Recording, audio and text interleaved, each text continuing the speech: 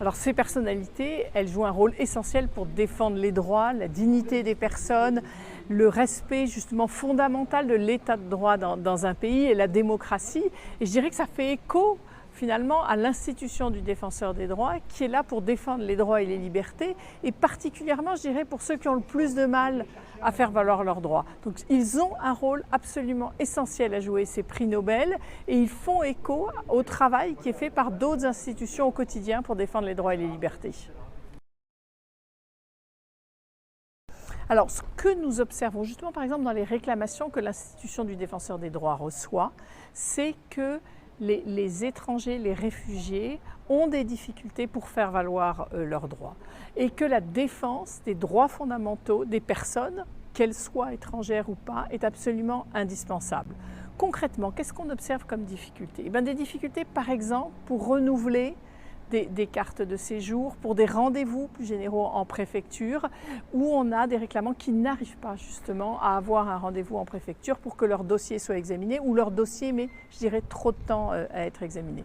On voit des difficultés aussi, par exemple, dans la scolarisation des enfants, dans l'accès à la cantine des réfugiés. Et puis on a un travail, je dirais, actif, si je pense à l'accueil des réfugiés ukrainiens au moment du début de la guerre.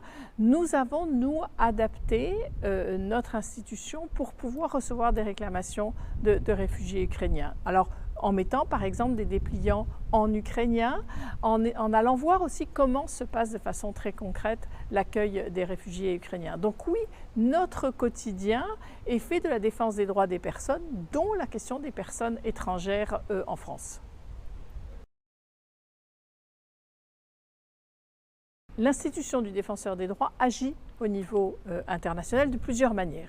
D'abord parce que nous avons la capacité de faire des observations devant les tribunaux, alors les tribunaux nationaux, mais aussi internationaux, et je pense à la Cour européenne des droits de l'homme, à la Cour de justice de l'Union européenne, dans laquelle nous intervenons en faisant une tierce intervention et nous faisons nos observations sur des situations très concrètes. Ça, c'est un premier moyen d'intervention à l'international. Le deuxième, c'est que nous sommes chargés de défendre les droits des enfants, donc de l'application de la Convention internationale des droits de l'enfant en France, et nous faisons des rapports au comité justement onusien des droits de l'enfant sur ce que nous observons comme difficulté en France dans le respect des droits des enfants. Et nous venons de le faire très récemment parce que la France a justement été auditionnée.